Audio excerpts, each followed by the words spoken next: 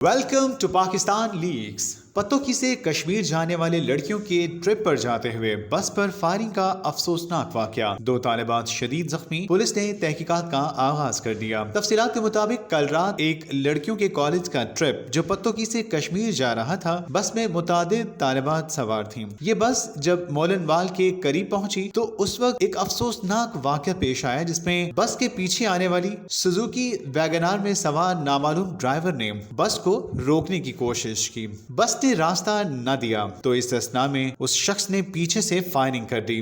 Police के मुताबिक नामालूम driver ने एक नहीं बल्कि 3 फायर किए, जो कि बस में सवार 2 तालिबात जिनके नाम आयशा और निमरा बताए गए हैं को लगे। पुलिस के मुताबिक पहली गोली आयशा को लगी, जो उसके दिमाग में पेवस्त हो गई। वो तशवीशनाक हालत में जनरल अस्पताल में जेरे इलाज है, जबकि दूसरी गोली निमरा नामी लड़की को लगी, जिसकी हालत अब खतरे से बाहर बताई जा रही है। पुलिस हर पहलू से तहकीकात कर रही है।